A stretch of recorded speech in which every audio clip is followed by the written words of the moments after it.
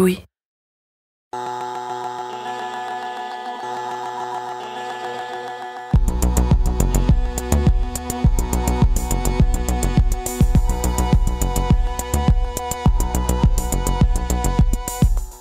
L'année dernière, une de mes bonnes résolutions de la rentrée, c'était d'être plus organisée. Prévoir plus de choses à faire les week-ends, par exemple, mieux organiser mes vacances, prendre mes billets de train en avance, bref, anticiper. Évidemment, comme pour beaucoup d'entre vous, je suppose, toutes mes bonnes intentions ont été balayées par la crise sanitaire. Depuis l'apparition du Covid, quand on a le malheur de te demander quoi de prévu ces vacances, ou alors on essaie de se faire un truc bientôt, tu te retrouves souvent comme une idiote à pas savoir quoi répondre. Oui, on voulait partir à tel endroit, mais ça va dépendre de la situation. Ou bien, c'est l'anniversaire d'un tel, mais je crois qu'il va rien faire vu les circonstances. Je suis pas sûre. Enfin voilà, depuis plusieurs mois, on vit tous dans le flou le plus total. On vit au jour le jour, ou avec quelques jours de visibilité, mais pas beaucoup plus. Forcément, ça entraîne sur nous des conséquences psychologiques. À titre personnel, je me sens fatiguée et vraiment usée par cette ambiance morose et incertaine, mais aussi bien sûr des conséquences économiques. Dans cet épisode, Hélène Lefrançois étudie justement les effets de l'incertitude au travail. Les effets sur le moral, mais aussi directement sur son activité. Elle a interrogé notamment Christophe Nguyen, psychologue du travail et des organisations, ainsi que Fabien Tripier, professeur d'économie à l'Université de Paris-Saclay. Vous entendrez aussi le témoignage de Lucille Gretzinger. C'est une entrepreneuse qui vient d'ouvrir une salle de parcours en région parisienne et qui connaît quelques difficultés. Je m'appelle Camille Maestracci. Bienvenue dans Travail en cours.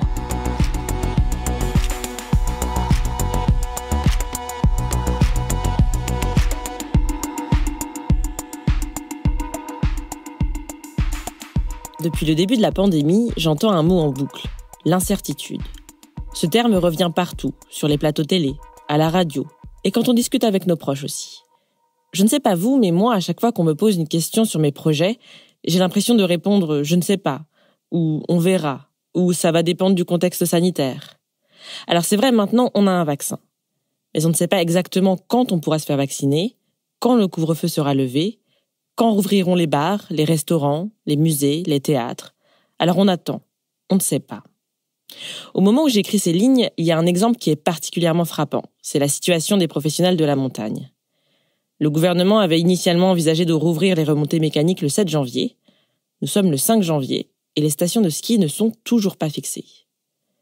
Cette incertitude, elle est dure à supporter, quel que soit notre secteur d'activité. Et qu'on soit salarié, chef d'entreprise, jeune diplômé ou demandeur d'emploi, on a du mal à se projeter. Et ça a des conséquences dans le travail. L'être humain a besoin de se projeter au travail parce que cela lui permet, si vous voulez, de pouvoir mettre de l'énergie, du temps, des efforts dans quelque chose qui lui apporte du sens, qui lui apporte un sentiment d'appartenance, une intégration dans un collectif, qui lui apporte aussi une raison d'être, d'une certaine façon. La personne que vous venez d'entendre, c'est Christophe Nguyen. Il est psychologue du travail et des organisations.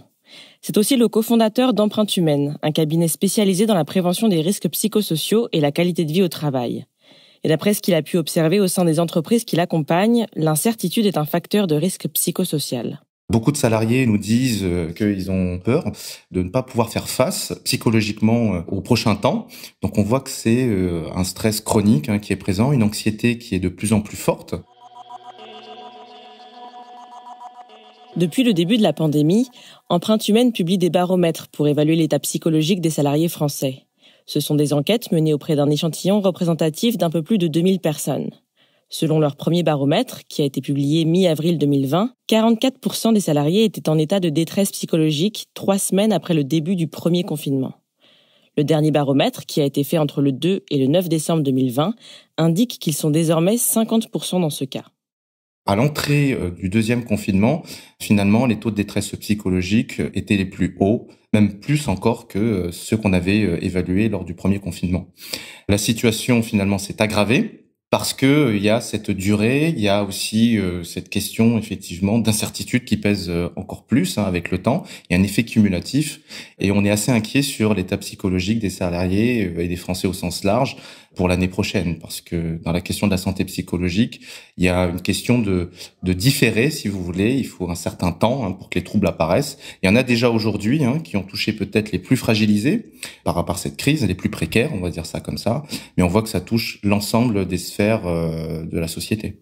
Justement, quel est le profil des salariés qui sont en détresse psychologique ? Tout type. Je pense pas qu'on puisse dire qu'il y ait des profils plus en détresse psychologique. On peut tous être touchés. Bien entendu, il y a des questions de personnalité, si on parle des approches individuelles. Est-ce qu'on est optimiste ou pas ? Est-ce qu'on est effectivement sur un secteur qui est économiquement plus impacté ou pas ? Bien entendu. Est-ce qu'on a vécu du chômage partiel ou pas ? Bien entendu, ça joue sur l'incertitude économique, de fait. Mais on voit que cette détresse touche l'ensemble des salariés, mais encore plus fortement les managers. Et plus on monte dans la hiérarchie, plus effectivement cette détresse psychologique augmente. Donc ça touche vraiment tout le monde. Et je mettrai un point de vigilance sur les managers qui sont frappés de plein fouet et qui sont un peu les capitaines du navire, qui doivent donner finalement le thermostat en termes de climat, de sécurité psychologique et de bien-être. Et si eux sont en détresse psychologique, ils pourront pas aider leurs salariés. Pendant le deuxième confinement, j'ai justement discuté avec une de ces chefs d'entreprise qui est suspendue aux annonces gouvernementales. Alors, je m'appelle Lucille, j'ai 32 ans, je suis entrepreneur et je vous appelle depuis mon lieu de confinement isolé chez mes parents. En 2019, Lucille Grenzinger et son associé ont lancé Blast, une salle de parcours qui se trouve à Pantin, en proche banlieue parisienne. Le parcours, c'est un sport urbain qui a été inventé dans les années 90 par un groupe d'amis originaires de l'Essonne. Ça consiste à franchir des obstacles, grimper sur des toits, sauter d'un muret à un autre, et tout ça le plus rapidement possible. Vous avez sans doute déjà entendu parler du film Yamakasi, qui raconte l'histoire de ces jeunes. C'est d'ailleurs grâce à lui que cette discipline est devenue très populaire. Lucille Grenzinger et son associé ont misé sur cette mode, et ils ont vu juste, car leur entreprise a très bien démarré quand ils ont ouvert en juin 2019. Mais en décembre 2019, il y a eu la grève des transports, et comme la salle est en bout de ligne de métro, ils ont perdu la moitié de leur public pendant les 2 mois de grève. L'activité a bien repris en février 2020, puis le coronavirus est arrivé. Et c'est vrai que là, depuis, c'est extrêmement difficile parce que c'est de toute façon une fermeture administrative, en fait. Donc, la salle est fermée. Et c'est vrai que ça arrive tôt dans notre histoire. On a eu seulement 6 mois pour faire nos preuves avant d'un coup avoir une coupure. On n'avait pas de réserve de trésorerie. Donc, c'est des conditions qui sont assez difficiles, ouais. Pour Lucille Grenzinger, l'annonce du premier confinement le 16 mars 2020 a été un vrai choc.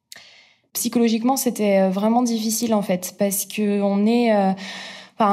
chacun gère son entreprise comme il le souhaite. Moi, je considère que je rentre dans la catégorie psychologique que j'appelle les contrôle freaks, donc les gens qui veulent absolument tout contrôler, tout maîtriser et qui vivent très mal le fait justement d'avoir de l'incertitude ou des choses qui ne sont pas contrôlées dans leur fonctionnement. Et c'est vrai que du coup, ça nous crée beaucoup d'angoisse à mon associé et à moi. Mais notre réaction, elle a été d'essayer de reprendre le contrôle, en fait. Donc, franchement, tout de suite, on a communiqué, on a mis nos équipes en chômage partiel, on a commencé par les urgences. Donc, les urgences, c'était mettre en place toutes les procédures pour obtenir toutes les aides qui étaient annoncées dès l'annonce du président au moment du confinement. Je dirais que ça nous a pris 1 semaine pour être sûr qu'on couvrait bien toutes les aides, qu'on perdait rien. Et ensuite, très rapidement, on a voulu reprendre le contrôle. Quand je dis reprendre le contrôle, c'est qu'en fait, on a écrit des scénarios. Je me souviens qu'à l'époque, il y avait 4 scénarios qui disaient est-ce qu'on va réouvrir en avril, en mai, en juillet ou en septembre. Finalement, on a bien réouvert en juillet, mais l'été a été plutôt calme parce que finalement, ce qu'on n'avait pas anticipé, c'est qu'il y aurait un peu cette crainte de la population qu'on comprend très bien, où les gens... nous, on est quand même une salle fermée, même si elle fait 1000 mètres carrés et qu'il y a 8 mètres de hauteur sous plafond, c'est quand même une salle fermée. Et c'est vrai que du coup, on s'est rendu compte que l'été a été plus calme que ce qu'on avait anticipé. C'est une autre inconnue pour les établissements concernés par une fermeture administrative, comme la salle de parcours de Lucille Grenzinger. Une fois qu'ils pourront rouvrir, est-ce que les consommateurs seront au rendez-vous ? Est-ce qu'ils auront peur de revenir en lieu clos, malgré le masque, malgré le vaccin ? Est-ce qu'ils auront changé leurs habitudes ? Est-ce qu'ils auront les moyens de faire des dépenses ? L'incertitude nous bouleverse psychologiquement, mais elle bouleverse aussi notre économie. Car l'économie est une machine bien rodée. Son bon fonctionnement dépend du comportement des acteurs économiques, les ménages, les entreprises, les investisseurs. Et ces acteurs ont besoin de certitude. Pour mieux comprendre les répercussions de l'incertitude sur notre économie, j'ai appelé Fabien Tripier. Il est professeur d'économie à l'Université de Paris-Saclay et conseiller scientifique au CEPI, le Centre d'études prospectives et d'information internationale. Alors, la part de psychologie dans un mécanisme de récession, elle est importante au sens où, mais là, c'est le pessimisme. C'est-à-dire que c'est là où c'est un peu l'ambiguïté du terme incertitude. Elle vient du fait que quand on dit c'est incertain, oui, mais il peut y avoir du bon et du mauvais. Là, on parle souvent en fait d'incertitude quand c'est du mauvais risque. C'est-à-dire donc quand on a peur que des événements négatifs se produisent. Donc dans ce cas-là, c'est ce qu'on appelle la mauvaise incertitude, où il y a des termes plus techniques. Mais dans ce cas-là, c'est le pessimisme effectivement qui va avoir un effet psychologique. Et il y a beaucoup de travaux qui mettent en lumière le rôle très important de la psychologie dans l'économie. Et il y a une notion très célèbre de prophétie autoréalisatrice qui est vraiment populaire en économie et qui permet d'expliquer beaucoup de choses. C'est que si vous êtes optimiste, cet optimisme vous permet d'avoir des meilleures journées, d'avoir des meilleures actions, vous faites des choses en plus, vous êtes plus heureuse et finalement vous rendez votre optimisme réel. Donc par votre propre anticipation, par votre prévoyance, vous la faites se réaliser par des comportements réels qui se mettent en ordre avec la psychologie. Donc oui, la psychologie joue un rôle très important en économie et avec l'incertitude, ça en fait partie. Pour donner un peu un ordre de grandeur des choses, quand je me suis intéressé au Brexit, donc j'ai publié un article sur le site du CEPI là-dessus. En fait, pour donner un point de vue un peu quantitatif des choses, dans le cas du Brexit, ça a coûté 1 demi-point de croissance. Ça veut dire quoi, 1 demi-point de croissance? C'est-à-dire que dans les 3 années qui ont suivi le référendum, donc le Brexit n'a pas lieu, c'est simplement le référendum anglais du Royaume-Uni a voté oui, rien ne se fait, mais on sait que ça va être un événement incertain, donc on est l'incertitude. Pendant ces 3 ans, l'économie du Royaume-Uni a perdu 1 demi-point de croissance. Ça veut dire qu'au lieu de croître en moyenne à 2% par an, l'économie a cru à 1,5. Donc la difficulté de l'incertitude, c'est que l'incertitude en soi, c'est pas ce qui crée la catastrophe. Mais l'incertitude, c'est ce qui va amplifier les effets économiques et ça va donc coûter énormément. Mais en soi, vous voyez ce que je veux dire pour l'économie anglaise, ça va pas plonger l'économie anglaise dans une récession à -2, -3, comme on a vu en 2008, qui était une catastrophe, ou comme on le voit aujourd'hui, qui est une catastrophe. Mais 1 demi-point de croissance, sur plusieurs années, ça constitue beaucoup de pertes de recettes fiscales pour l'État, beaucoup d'emplois en moins pour l'économie britannique. Donc, c'est cet ordre de grandeur-là qui est important pour les questions d'incertitude. En fait, il y a un mécanisme qui se répète d'une crise à l'autre. Et peu importe la nature de la crise, ça peut être politique comme le Brexit, financière comme en 2008, ou sanitaire comme aujourd'hui.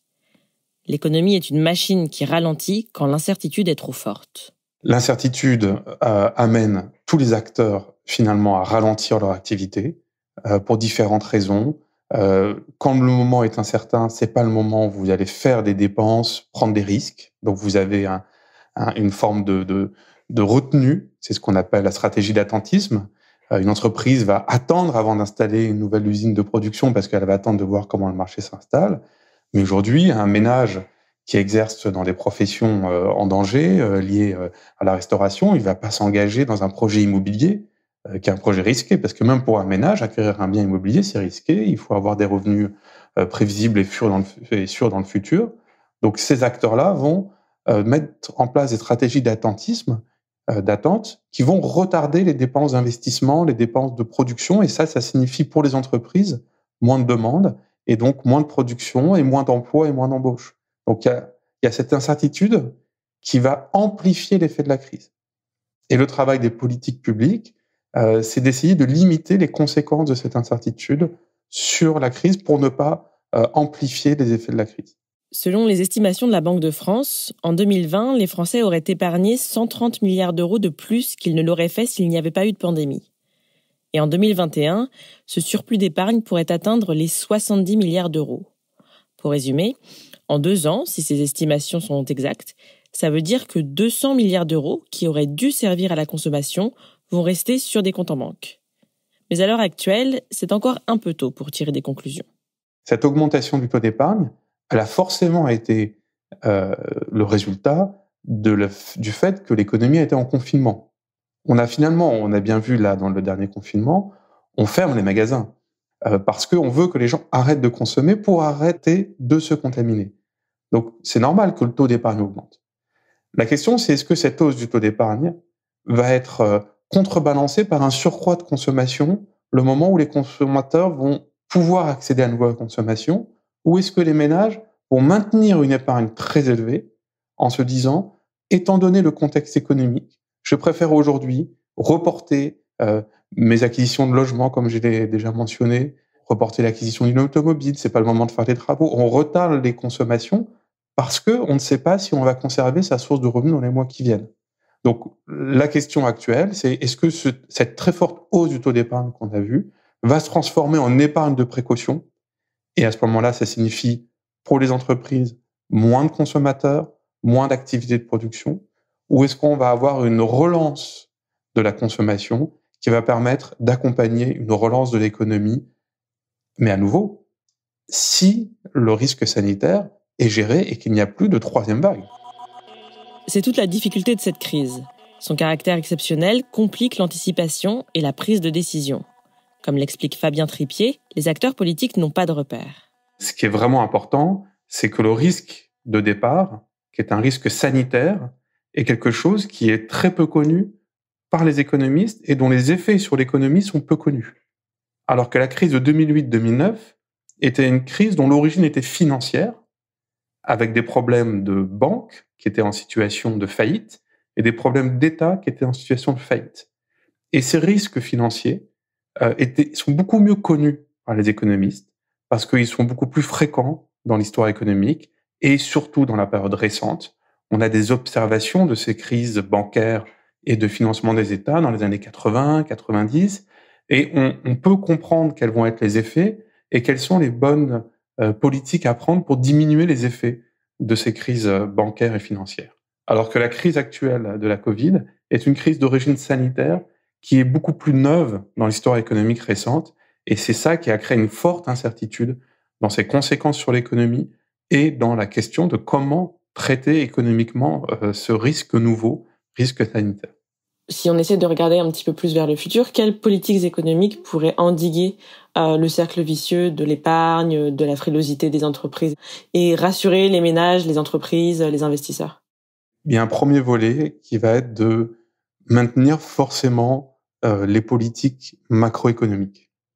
C'est-à-dire que l'État maintienne un déficit important, c'est-à-dire que non seulement il continue à verser les revenus de transfert qu'il verse pour assurer à chaque ménage, entreprise, des compléments de revenus dus à la perte d'activité. Donc il faut que l'État maintienne cette politique de transfert et que l'État maintienne aussi une politique lui-même d'investissement pour créer de l'activité. Donc on a besoin du maintien d'une politique budgétaire, on a besoin du maintien d'une politique monétaire. C'est-à-dire que la Banque centrale doit annoncer qu'elle va maintenir cette politique de maintien des taux très bas. Ce qui compte pour les entreprises et les ménages, en termes d'incertitude, c'est que l'État et ses politiques, qu'elles puissent être anticipées et que l'État donne une bonne visibilité à ce qu'il va faire dans les années qui viennent. C'est cette visibilité qui rassure les acteurs économiques et qui leur permet de prendre des décisions en ayant le sentiment que l'environnement économique, au niveau global, sera stable.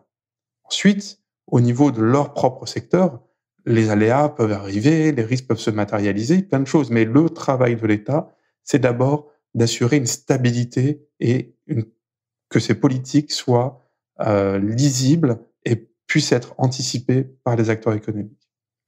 Et ceci n'est pas évident. Pour Fabien Tripier, les politiques économiques de soutien aux entreprises et aux ménages, comme le chômage partiel, sont nécessaires. C'est ce qui permet de rassurer les Français et limiter les dégâts du cercle vicieux de la récession.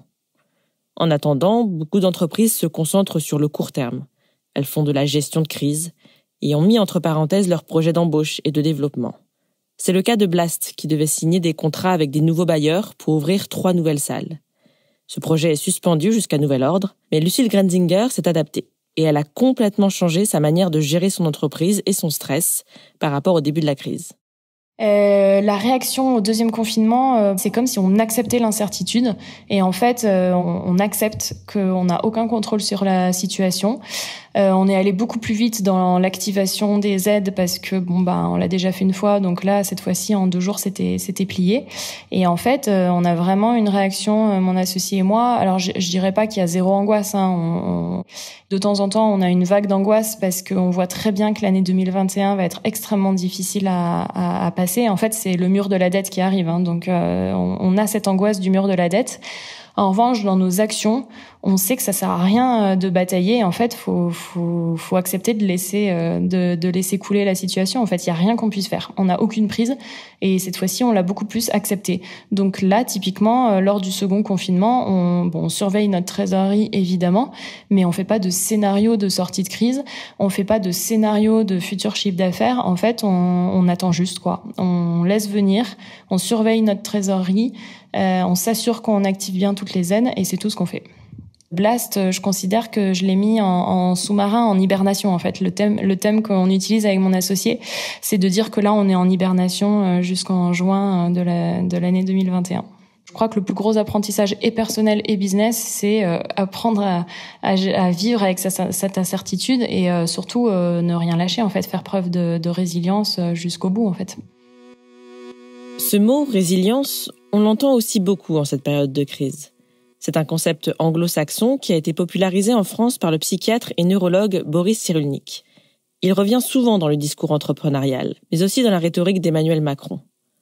La résilience, c'est la capacité à faire face au choc et à se projeter dans l'avenir malgré des événements déstabilisants. D'ailleurs, le cabinet Empreinte Humaine se penche aussi sur ce concept dans ses baromètres.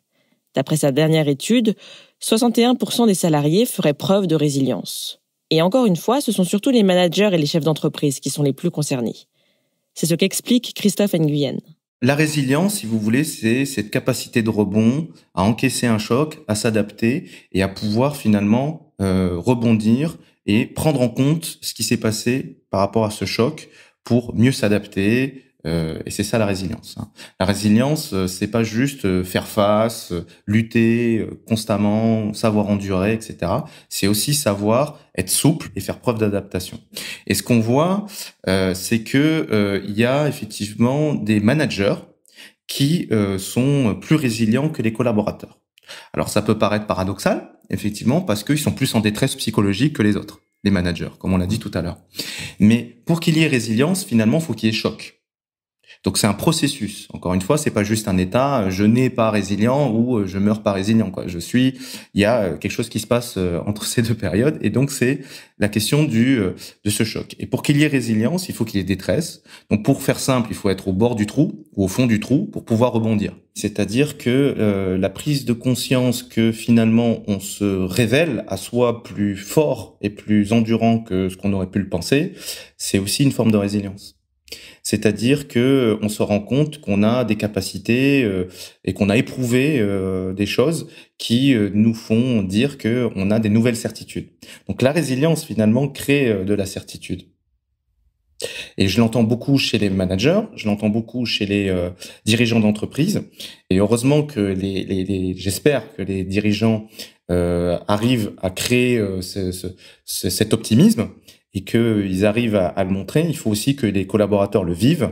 Et ça, on est inégaux face à la résilience. Quand vous dites qu'on est inégaux face à la résilience, est-ce que c'est seulement une question de disposition psychologique ou est-ce que c'est aussi une question de sécurité financière ? Enfin, est-ce que si on a un emploi beaucoup plus précaire, on va avoir tendance à être moins résilient ?